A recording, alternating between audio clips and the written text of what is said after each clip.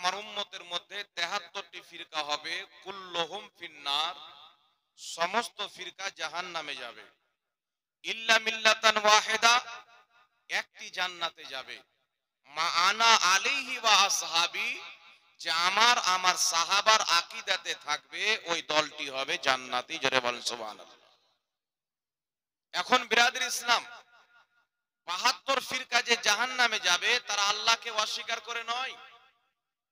কাদিয়ানীকে বলেন আল্লাহ এক, শিয়াকে বলেন বলবে আল্লাহ এক, রাফজিকে বলেন বলবে আল্লাহ এক, কাদরিয়াকে জাবরিয়াকে যাকে জিজ্ঞাসা করেন 73টি দল হবে, 73 জনেরই বক্তব্য হবে আল্লাহ এক।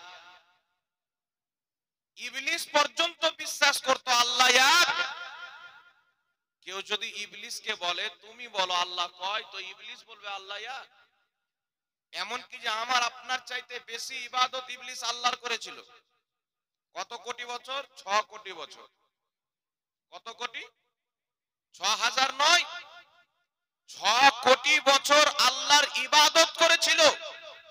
আল্লাহকে ইবলিসও মানত, আল্লাহকে জিবরিলও মানত, আল্লাহকে সিজদা ইবলিসও করত, আল্লাহকে সিজদা প্রত্যেক ফেরেশতাও করত। যখন আদম নবীর বাড়ি আসলো, আল্লাহ বললেন আমাকে তো সিজদা করেছো ইবাদতের কারণে, আমাকে তো সিজদা করেছো প্রস্তিরের কারণে, আমাকে তো সিজদা করেছো আমার তোমরা বান্দা হওয়ার কারণে।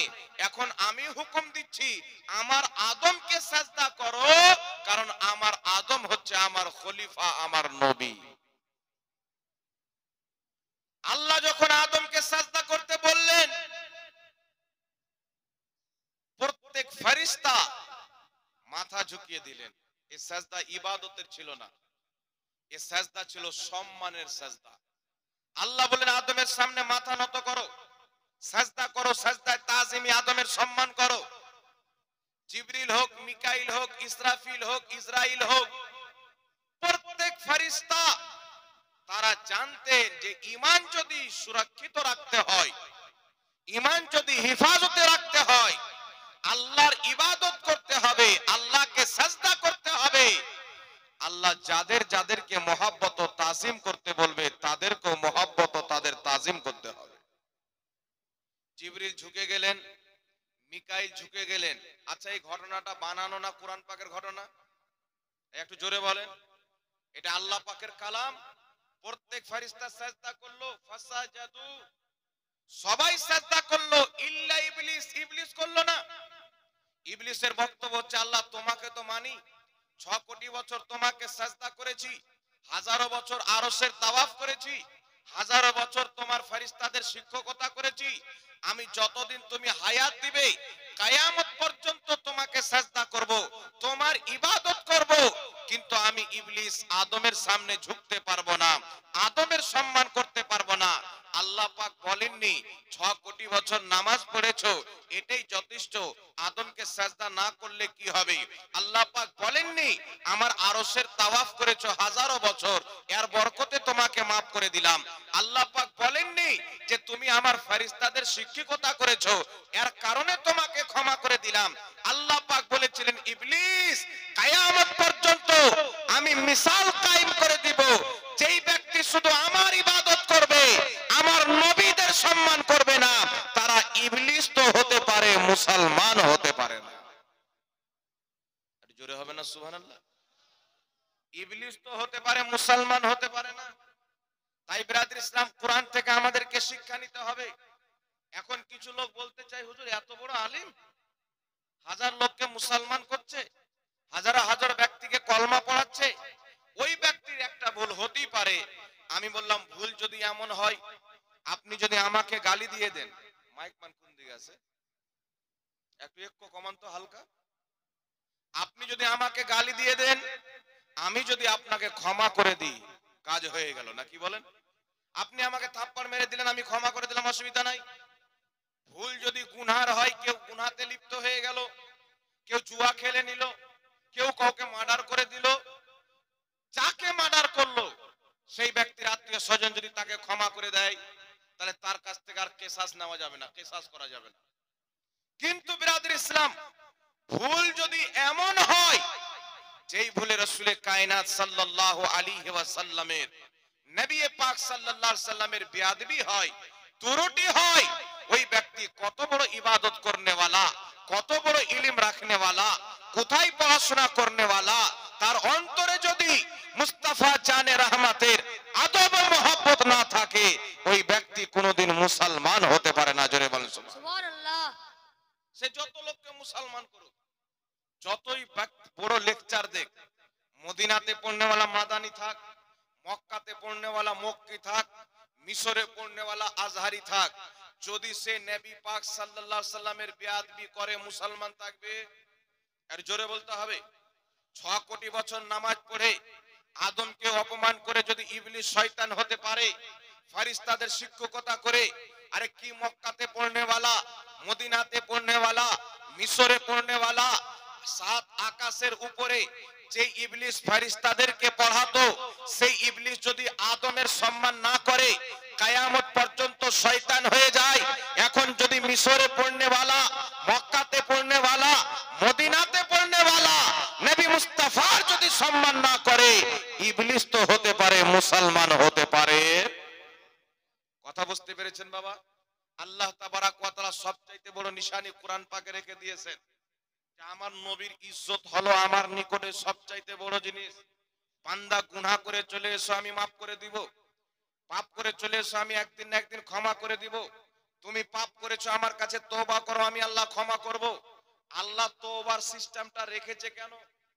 আল্লাহ বলছে বান্দা আমি তোমাদেরকে তৈরি করেছি, তোমাদের মধ্যে কোয়ালিটি দিয়েছি যে তোমরা ভুল করবে, আবার তোমাদের ভুলকে আমি আল্লাহ ক্ষমা করব, তাই আমি তওবার জারিয়া করে দিয়েছি, তওবার মাধ্যম করে দিয়েছি। তুমি গুনাহে লিপ্ত হয়েছো, তওবা করো, ক্ষমা করে দেব। তুমি বেকাজে লিপ্ত হয়েছো, তওবা করো, ক্ষমা করে দেব। যতই বড় পাপ হোক না কেন তার ক্ষমা হতে পারে, কিন্তু যেই ব্যক্তি মুস্তাফা জানে রহমতের বেয়াদবি করবে সেই ব্যক্তির ক্ষমা হতে পারে না। জোরে বলেন সুবহানাল্লাহ। যদি ক্ষমা হয়ে যেত তাহলে ইবলিসকে আল্লাহ ক্ষমা করতো কি করতো না? আর জোরে বলেন। তাহলে ইবলিস ক্ষমা পেয়ে যেত। তো যখন ইবলিস এত বড় জ্ঞানী ব্যক্তি যে ফেরেশতাকে পড়াতো, সে যখন শয়তান হয়ে গেল, কোথাকার কাজ্জাব আর কোথাকার সাব্বাব, কোথাকার কে আসলো দেখে লাভ নাই, দেখতে হবে তার মধ্যে আল্লাহ আল্লাহ রাসূলের মহব্বত ঠিক আছে না নাই। জোরে বলেন সুবহানাল্লাহ। এখন মানুষের প্রশ্ন হচ্ছে বাবা 73টি ফিরকা হবে, 72টি জাহান্নামে যাবে, একটি জান্নাতে। হুজুর আমরা সাধারণ লোক কি করে চিনবো কোন দলটি জান্নাতে যাবে? আচ্ছা বলেন তো বাবা, আপনারা এখানে অনেক লোক বসে আছেন, এমনও হতে পারে আমাদের কাছে ইলম হতে পারে উলামায়ে কেরামের কাছে, কিন্তু একটা যে সামাজিক জ্ঞান থাকে, বিচার আচার যে করে, আমাদের চাইতে আপনাদের অনেক বেশি হতে পারে। কারণ আমরা বিচার করে বেড়াই না, গ্রামে কোনো সমস্যা হলে আপনারা বসেই সমাধান করেন। আর যখন 10টা লোক বসবে মীমাংসাতে, তো বলার একটা নলেজ লাগে। যেই ব্যক্তি সমস্ত ঝামেলাকে শুনে এমন ভাবে একটা মীমাংসার কথা বলে মীমাংসা করে দিবে যে সব ঝামেলা তখনই শেষ হয়ে যায়। তো আল্লাহ সবাইকে কিছু না কিছু স্বাভাবিক জ্ঞান দিয়েছেন। তো আপনি স্বাভাবিক জ্ঞানে চিন্তা করেন, বর্তমান জামানাতে যদি জান্নাতি আর জাহান্নামী চিনতে চান, তো জান্নাতি এবং জাহান্নামী চিনার জন্য আপনাকে বেশি দূর যেতে হবে না। আপনাকে একটাই কথা বলে দিতে চাই, আপনি বলেন একদিকে আহলে সুন্নাত ওয়াল জামাত, বাকি দিকে 72 জাহান্নামী ফিরকা। আমরা আহলে সুন্নাত ওয়াল জামাত তাদের যখন কিতাবগুলিকে পড়ি, তাদের যখন বক্তব্যকে শ্রবণ করি, তাদের বক্তব্যের মধ্যে নবীর তাওহীন পাওয়া যায়, আল্লাহর তাওহীন পাওয়া যায়, সাহাবার তাওহীন পাওয়া যায়, আউলিয়ায়ে কেরামের তাওহীন পাওয়া যায়। তারা কখনো আল্লাহর বেয়াদবি করে, কখনো নবীর বেয়াদবি করে। তারা বলে আল্লাহ নাকি নবীকে গালি দিয়েছেন, আল্লাহ নাকি নবীকে ধমক দিয়েছেন, এটা আল্লাহর বেয়াদবি। তারা বলেন নবী কিয়ামতে শাফাআত করতে পারবে না, এটা নবীর বেয়াদবি। তারা বলেন নবী কবরে মরা মানুষ পড়ে আছে, এটা রাসূলুল্লাহর তাওহীন। তারা বলে রাসূলের মুখ দিয়ে দুর্গন্ধ বের হতো, এটা রাসূলের তাওহীন। একদিকে নবীর অপমান করনে वाला, একদিকে নবীকে মোহাব্বত করনে वाला। আরে আদমকে মোহাব্বত করে জিবরিল জান্নাতি হয়ে গেল, আদমের ঘৃণা করে ইবলিস জান্নাত থেকে বেরিয়ে জাহান্নামী হয়ে গেল। আজ যদি জান্নাতি এবং জাহান্নামী চিনতে চান, যারা নবীকে অপমান করে তারা জাহান্নামী দল, যারা নবীর সম্মান তারা জান্নাতি দল। সুবহানাল্লাহ।